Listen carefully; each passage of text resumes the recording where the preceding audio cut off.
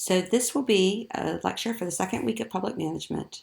We will be looking at the organizational enterprise, or the activity that an organization engages in. And the academic literatures that this week's lecture will draw on will be, a lot of it will be from work in industrial economics, industrial organization. There will also be parts of this lecture that draw on literatures in sociology and economics. There are going to be 3 mini lectures, each one covering one of the key points of the week. For the first, we're going to look at how we actually map the activity of an organization.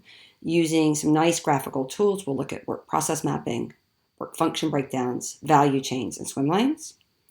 We will then be introduced to a little bit more of the theoretical lenses one can take on the work of an organization, considering some of the key explanatory constructs and trade-offs involved in the study of organizational activity, such as process impacts and outcomes, target population, efficiency versus robustness, and demand versus supply-driven activity.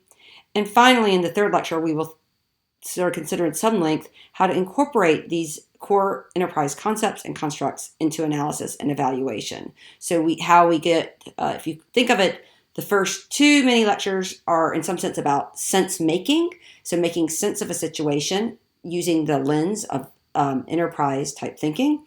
And the third mini lecture will be thinking about how we then actually analyze a situation using these constructs and propose options and evaluate them. In all lectures, I will always draw on previous cases that we have discussed. And in addition, there will be a new case this week, which is not one we will discuss in class, but which I might refer to in the lecture, and that is Weich's The Collapse of Sense-Making. It's a very famous article in the organization's literature about the Mann Gulch fire. At the time of the episode in this case, there weren't well-established practices and protocols or organizational work about how to fight large forest fires. And as a result, when there was a small forest fire in Mann Gulch in the, I think around late 1940s, a lightning caused a wildfire, and there were a bunch of very young men, mostly under 20, who jumped in, were helicoptered in, and a series of small errors ended up leading to almost every single one of them losing their lives, in part because they simply didn't follow the instructions of their leader. So I will at times throughout this actually refer to that case. It is definitely worth a quick read if you get a chance. It is both heart-wrenching and actually quite informative, this case. So our first task then for these lectures is to think about actually how we map work or business processes. A few key background terms. First of all, you might have heard the term production or program delivery cycles. Production would probably be used more in manufacturing, but program delivery cycle is often what you'll hear in the public policy literature. But these are concrete activities, a series of or sequence of activities that are undertaken to transform some sort of an input to a program output. So you could think about, in the case of production, you might take some raw materials and turn it into a widget. With a program delivery cycle, we might have some funds and some forms and some potential clients, and we turn it into a client welfare payment or improved welfare for our client. Again, we're going to come back to that, distinguishing between outcomes and impacts. A work process map or flowchart is going to trace the process steps involved in a single episode of the production process. So you could think about it actually charting out how you make a single widget. Other approaches that we're going to also consider are the work function breakdown, the value chain or input-output graph, and the swim lane. More about each of those now. First of all, most of you are hopefully somewhat familiar with a simple process flowchart. So this is, you walk into a room, your lamp isn't working or the light isn't working. You check, is it plugged in? No, then you're going to plug it in. If not, is the bulb burned out? Yes, if it is, then you're going to replace the bulb. And if that doesn't work, you're going to repair the lamp. So this just tells you what to do in case a lamp is broken. Now, this seems quite simplistic and like something you would do in grade school, but believe it or not, the EU is quite fond of flowcharts. Don't worry if you can't really read any of the words on there. I'm not so sure they want you to. But this is an example of an EU work process flowchart. They are in most EU regulations and reports, believe it or not. So the idea then that in fact we can learn something from a more or less detailed work process flowchart, again, has been taken up extensively by the field of industrial engineering. Now, I don't expect you all to know this type of fine detail about processes, but understanding that work takes place in a sequence in which we can actually think about the sequence of steps will help a lot when we try to understand the case this week. Just to give you a simple example of what one might be able to do at a quite much higher level, for example, than the EU flowchart, here's firefighting. So this is what we actually find out is the work process flowchart from the White article. A call is going to come in, and there'll be a dispatcher there. And the dispatcher will ask questions like, how big is the fire? How many men do you need? Unfortunately, in the case of this particular episode, some of that information was actually misreported or incorrectly reported. The dispatcher then chose which crew and equipment. Again, we see that there were mistakes made in this case because there wasn't enough equipment. And when it broke on landing, they didn't have backups. Then they check to see whether or not the fire is under control. And if yes, then they just sort of continue on, finish up the job, nothing else. But if no, they actually need to call back and get, again, more crew equipment, another step where things went wrong. But this, again, doesn't have a lot of detail. It doesn't have whether they're eating lunch and whether or not they're who's in charge. It just has enough to sort of get some sense of the general flow of activity. Now, what is nice about a swim lane, which is just another version of a work process flowchart, is that you can additionally indicate who did what steps. So different people are responsible. So there are lots of different people, park rangers, individual citizens, that might spot the fire and make a call. The dispatcher then has responsibility for the next few steps of receiving the call, allocating the resources, and dispatching. The foreman is the one who's going to actually devise and lead the firefighting strategy, and then the actual fighting fires is going to be done by and large by the smoke jumpers. So here, what I really think swim lanes are some of my favorites because they allow us to see both who's doing it, who has authority over a certain decision or scope of that decision, as we talked about this past week, and also what is being done. Why might we ever want to do a detailed workflow? They are useful in part for identifying clogs, so sort of slowdowns in the process caused by, say, duplication of effort or other sorts of mechanical efficiencies. So you can see that the representation of a workflow process starts to look a lot like plumbing, and I tend to think that, or have been accused, so one should say, of thinking about work processes a little bit like plumbing, which is certainly the way that industrial engineers often think about work processes, is quite mechanical. But again, it can be useful for identifying inefficiencies. You can also identify points where systems may not be robust to failure. So for example, one little point where you must be able to communicate back, but are you assured of having the communication equipment? Well, no, not if you've only been issued one walkie-talkie. Then if that one walkie-talkie breaks when you're jumping out of the plane, whoops, you don't have a second walkie-talkie. And just a simple analysis of a detailed workflow process for the firefighters might have identified that before the tragedy at Man Gulch. I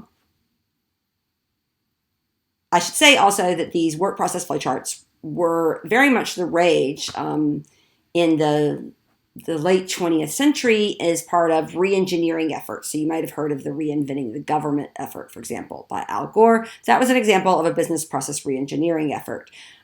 Many of these were quite successful and could really help companies become more efficient and competitive. But especially if you read the Suchman article for this week, you might see some of the dark side of this type of microprocessual emphasis, not least because sometimes you just, what's best for, or most efficient for, say, a work process isn't necessarily the best point of, the best series of steps from a worker's point of view. So in the Suchman article, she has this great example of the engineers at Xerox have completely designed a copier to work a certain way, but it turns out for the secretaries who are making the copies, when they happen to see that one page is a little bit tilted, they don't go back and then manually adjust the page to just the right thing. They just stick the whole sheet of paper right back through and let the machine do the work. So in a sense, they're doing what's most efficient for them instead of what's most efficient overall. And it's important to keep that in mind when you think about work processes, is that the work process outcome isn't always the same as what is the preferred individual outcome. Another great tool to use is the work function breakdown, which can allow you to map work across an entire organization, not merely within a single work process. So, for example, the U.S. Bureau of Labor Statistics, believe it or not, this is their basic work function breakdown that they think about applying to all companies everywhere. So that there are core functions like procurement, operations, product development, marketing, but also support functions like general management and infrastructure, human resource management, technology, and process development. It's worth sort of spending some time and getting to know this and getting a sense of what might fall in these different groups, because again, this type of vocabulary, while it might seem strange, is actually quite commonly used in the business world. And so you will see that most organizations have some form of a marketing or some form of a procurement department or logistics department. Sometimes they'll be split up, sometimes they'll be together. There'll often be a human, or pretty much for sure there'll be human resource management. There may also be, for example, under general management and infrastructure, there might be finance, etc. Work functions for firefighting, we saw that, for example, the core functions appeared to be dispatching, which would be a lot like procurement, and fighting fires. There were also support functions like, in this case, probably the equipment procurement and maintenance was less involved in the key production cycle and was more a part of a support function, though it might be that there are parts of the maintenance in particular that are part of the cycle, so that when the firefighters return, they have to actually do maintenance. Again, it's not like there's ever a single right way to depict work function breakdowns, but they can help you sort of chunk up from the sort of details that you get in the case and think, okay, but what are the big work functions sort of going on here? Now, one of the tricks to being able to chunk up and chunk down that we'll talk about in a minute are input-output graphs. So again, how we actually identify those black boxes that become work functions. Another example that you might think about is the librarian and the librarian enterprise. So here's one way we might think about the performing of the town library enterprise, that there's some managing and overseeing, but there's also the actual delivery cycle, right, where you both curate and circulate the collections or check the books out, and you're also providing access to the facility and delivering reading room services, right? And so it was actually in this delivering reading room services and the curating and circulating the collections where they started to be some strain on the system. And part of the question became, do we provide an extra function like daycare, or do we try to find a way to fit the influx of children into our current work functions? Another great tool to use is the value chain or value add input-output function.